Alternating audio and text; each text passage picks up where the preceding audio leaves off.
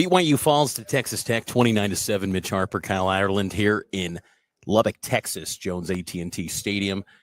Kyle, where do we begin? This was a tough day for BYU. I think just dominated in all facets. I think the BYU defense showed well. They did everything they could to keep BYU in this game, but Texas Tech's really good, and BYU's got a lot of work to do and go back to the drawing board here. Yeah, I mean, we talked about it on the extended pregame show this morning, Mitch. BYU had to be on their A game today, and unfortunately for the Cougars, all three facets weren't on their A game today. I mean, the defense, I thought, played well, like you said, and they gave up some chunk plays here and there, but for the most part, they did keep this, a game for a good chunk of the afternoon and early morning. But the offense and special teams, the miscues, the lack of rhythm that the offense, was suffering today. And, you pair that with a top 10 team in Texas Tech, who really, the offense from Texas Tech, I don't think was the shining star today for them. I mean, they played well at times and, had some good plays and good drives, but the defense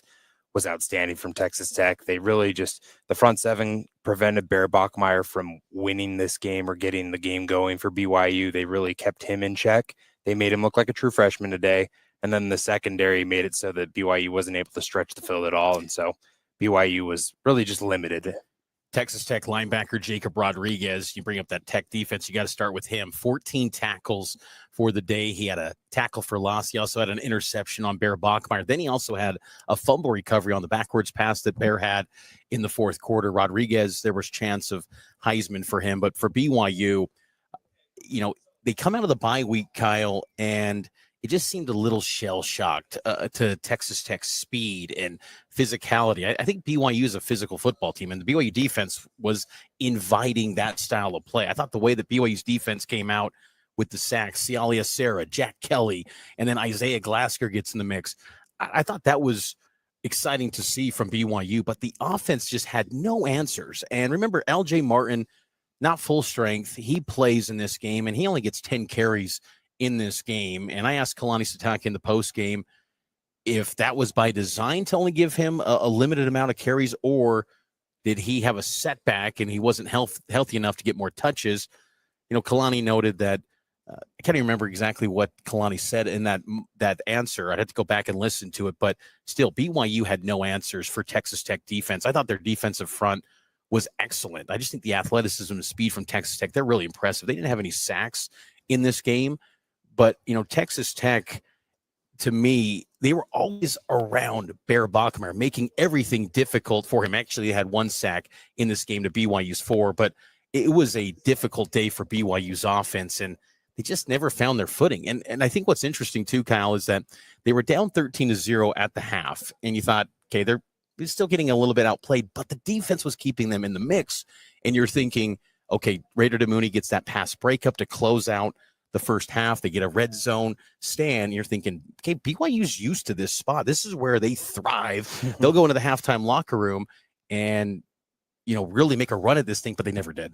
Yeah, and even to start the second half, they had a 3-and-out that they forced on Texas Tech's opening drive of the third quarter, where you're like, okay, like back-to-back stops, the way the second quarter ended with Raider DeMooney, Falatau, Satuala having, back-to-back big plays there to really just, they gave BYU an opportunity to take some momentum, and they can never do anything. They never found any rhythm.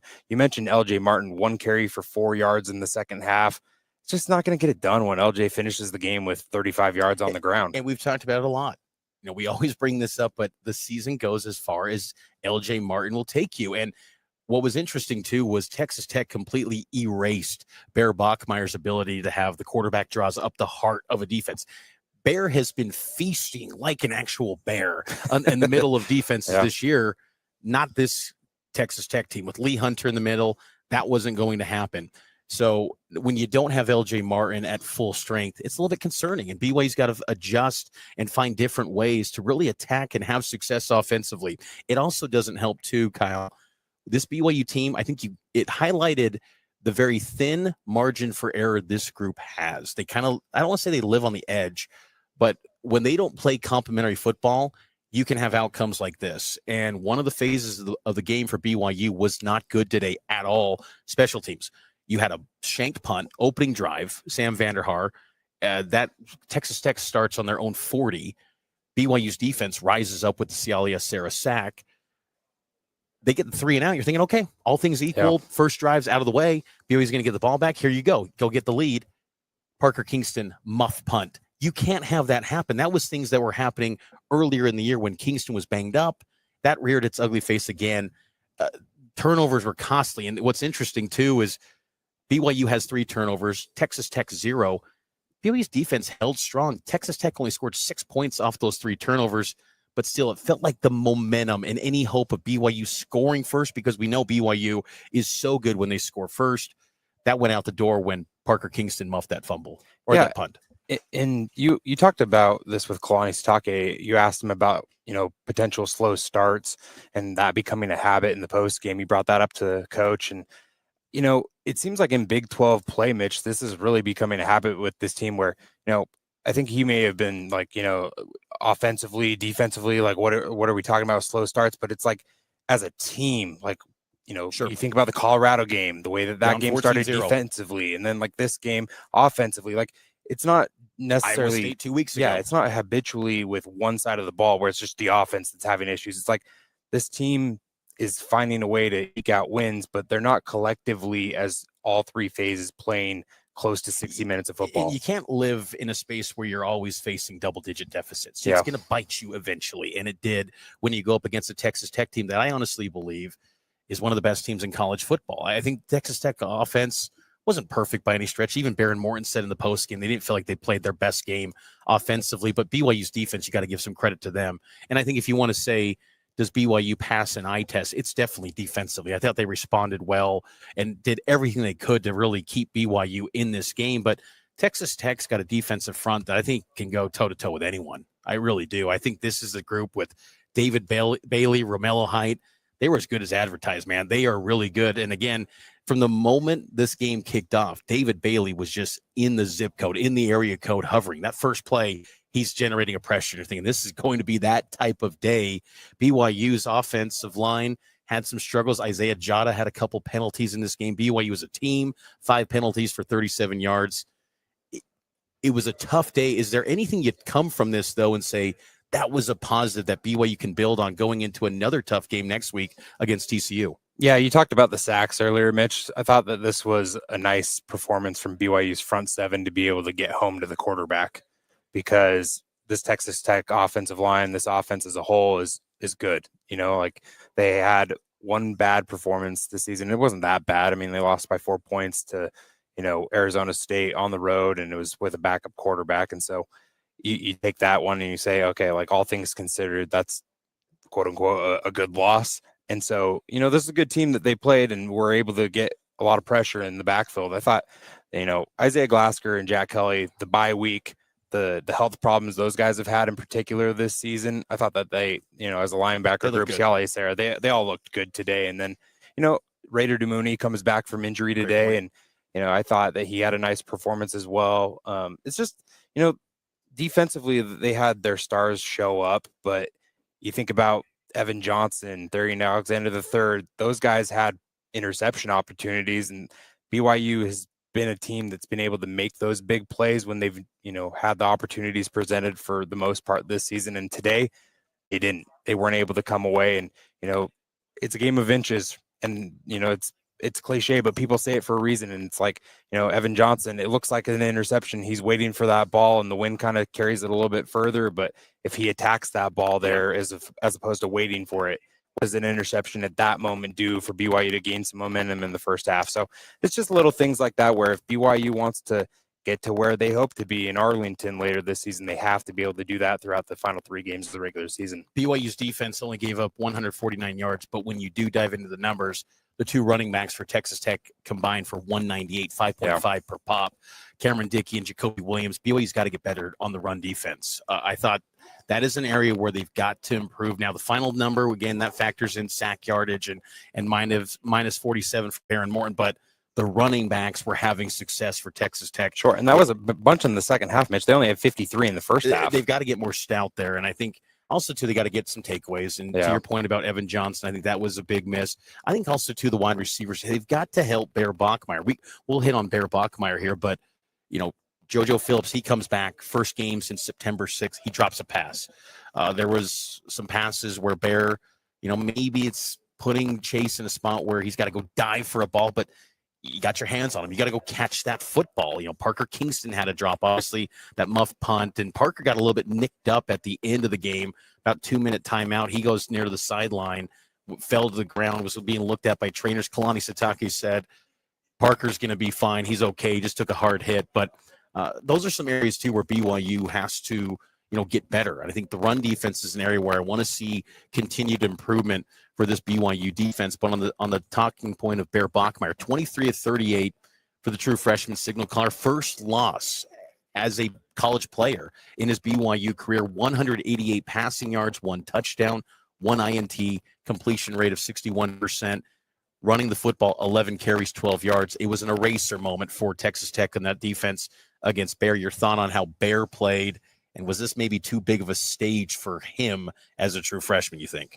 Yeah, I mean, I don't know. Like, it's interesting because you're like, college game day was here. It's a top 10 matchup. First time in program history, both teams in the game have been in the top 10 for BYU. And I don't know how much to lean into was it too big of a moment as opposed to this was just a really good defense that he was facing. And he hadn't played against a team that was like Texas Tech's defense. David Bailey, like the fact that he was constantly around Bear Bachmeier and LJ Martin around the football and just made things difficult. Jacob Rodriguez, you brought up his interception and, the tough plays that he's been able to make this season. Like this team, they were a top 10 team also for a reason, and their fans were hyped and ready to go for this matchup. And so I just think that, maybe it wasn't too big of a game for Bear as opposed to it just was a really good team, a really good test. And, Chase Roberts talked about being able to face this Texas Tech team potentially later on this season and in the conference championship game if BYU is able to win out. I think that, I'm interested to see how Bear responds from a loss for the first time in his college career and what that does for BYU down this home stretch, because BYU still has everything in front of them. And maybe it can be one of those things where the pressure of being 8-0, undefeated, top 10, all that kind of goes to the wayside a little bit, where BYU can look at this game and really evaluate themselves in maybe a deeper way than they would have otherwise. I think the fear coming out of this game, because there's no shame losing by 22 to an 8th-ranked team in the country. This is a top 10 team. You wish you would have played better in your first ever top 10 matchup. There's no shame, though, in losing to this Texas Tech team. I think the not, I don't want to say concern or fear, but it's just, I think for Cougar fans watching this or listening to this, I think they fear that this team's going to get faded in the poll. They're going to go and they're going to have a 3-touchdown loss, and the playoff committee is going to say, yep, they're a fraud. And even though they're 8-1 and they were number 7 in the rankings, they're going to drop, and maybe they drop below Utah. I don't think you can do that personally, because BYU's loss was on the road to this Texas Tech team, whereas Utah's lost to BYU. They've lost to Texas Tech at home.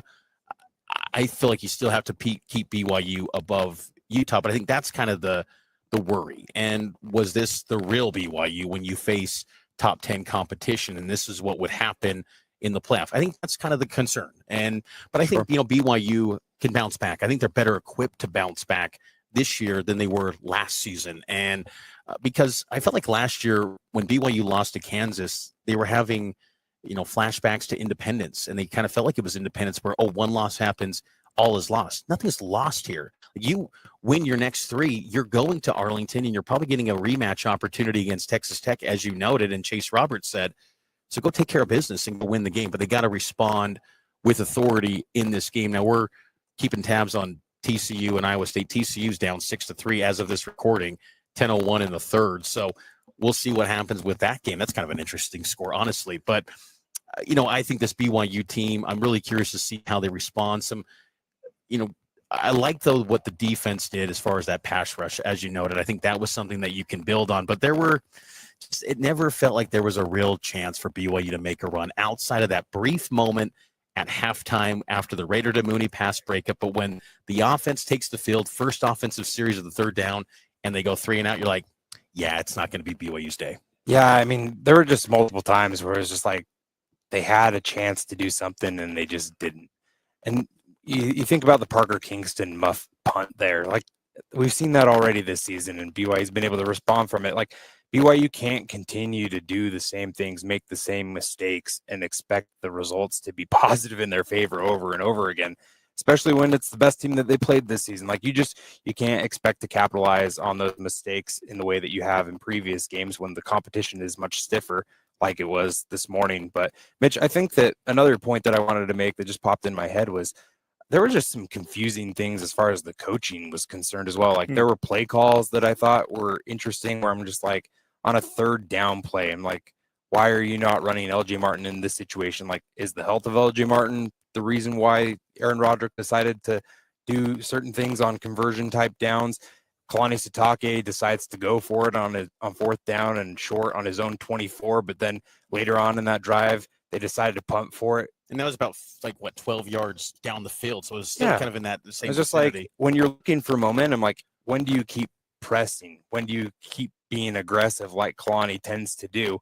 I just thought that there were some things that just didn't make sense. Like, at halftime, I was like, this is a really weird game. It just felt like a really weird game. Like, it was still up in the air for the outcome. BYU had every chance to make something of it. And that's what was crazy was that it was 19-0 at one point. You're thinking it feels like it's 50-0, but it's only 19-0.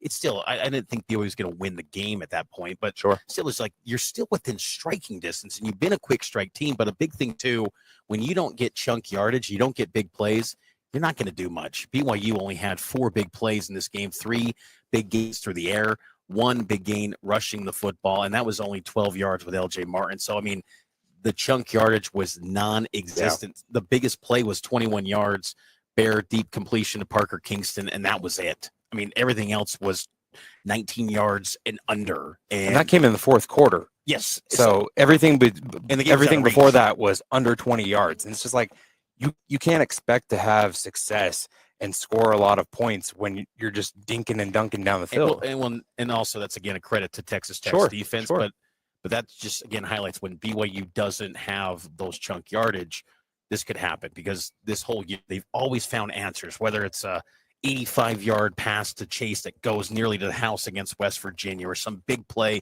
Falatau Satawala pick 6 on defense. Like, you just lacked any sort of big plays, and that's what led to this outcome today. But again, Texas Tech's really good. This is a really good football team. I'd be fascinated to see what a potential rematch would look like. I don't think it's a guarantee to say, second time around you're going to automatically beat them. I don't necessarily agree with that, but I'd like to see BYU get the chance, and I think it'd be fun to see that in Arlington, BYU and Texas Tech, if it happens again. But we had a great time here in Lubbock, Jones AT&T Stadium. We got full coverage on KSLSports.com, the KSL Sports YouTube, and the Cougar Tracks podcast feed. So go subscribe to that. We'll have more coverage of Cougar football and BYU basketball going forward every single day here on KSLSports.com.